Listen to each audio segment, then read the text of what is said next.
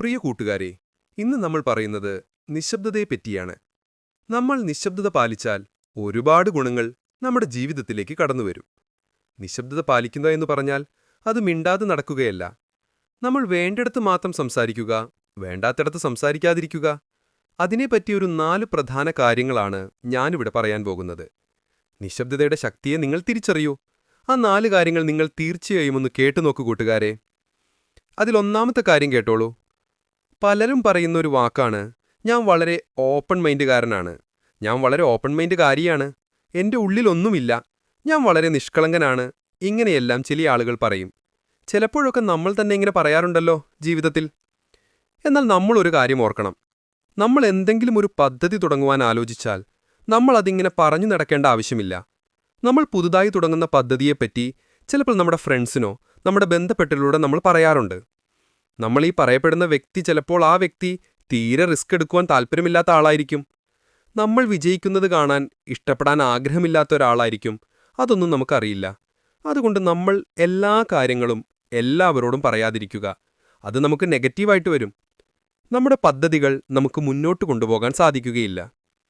ഈ സ്വഭാവം നമ്മൾ തന്നെ നശിപ്പിക്കുന്ന ഒരു കാര്യമാണ്.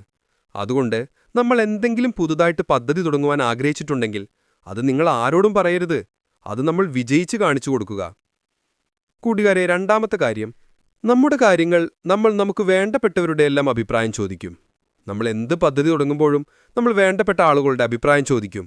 പക്ഷെ നമ്മൾ ചോദിക്കുന്നത് നമുക്ക് ഏറ്റവും പ്രിയപ്പെട്ടവരായിരിക്കണം. നമ്മുടെ വഴിയിലൂടെ പോകുന്ന ആളുകളോടും മറ്റും നമ്മൾ അഭിപ്രായം ചോദിക്കരുത്.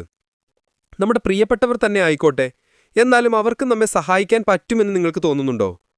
നമ്മുടെ സ്വപ്നങ്ങളുടെ തീവ്രത അത് നമുക്കറിയൂ. അത് മറ്റുള്ളവർക്ക് ഒരു കാരണവശാലും അറിയുകയില്ല. ഇനി നമ്മൾ നമ്മുടെ പ്രിയപ്പെട്ടവരുടെ അഭിപ്രായങ്ങൾ ചോദിച്ചു.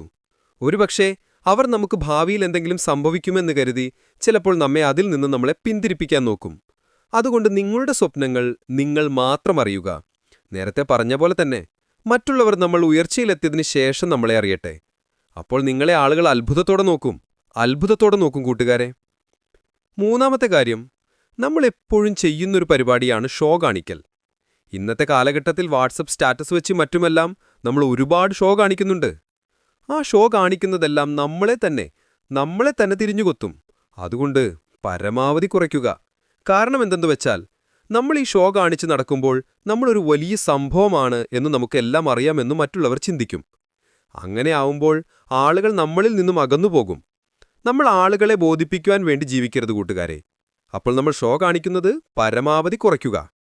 ഇനി നാലാമത്തെ കാര്യം, പരാജയപ്പിടിയില്ലാതെ നമ്മൾ ജീവിക്കുക. പരാജയം വിജയിക്കുവാനുള്ള വാതിലുകളാണ്. ആ വാതിലുകൾ തുറക്കപ്പെടുന്നതുവരെ നമ്മൾ പരിശ്രമിച്ചുകൊണ്ടേയിരിക്കുക. പരാജയപ്പെടുമെന്നുള്ളൊരു ചിന്ത നമ്മൾ മനസ്സിൽ നിന്നും ഒഴിവാക്കുക. വിജയം മാത്രം നമ്മൾ ചിന്തിക്കുക.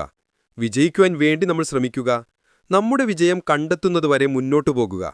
നമ്മുടെ ആഗ്രഹവുമായി മുന്നോട്ടു പോകുക. നമ്മുടെ ആഗ്രഹങ്ങൾ നമ്മൾ മാത്രം അറിയുക. എന്നാൽ നമ്മൾ തീർച്ചയായും വിജയിക്കുക തന്നെ ചെയ്യും. ഇത്രയുമാണ് പറയുവാനുള്ളത്. എല്ലാവർക്കും നല്ലത് മാത്രം വരട്ടെ.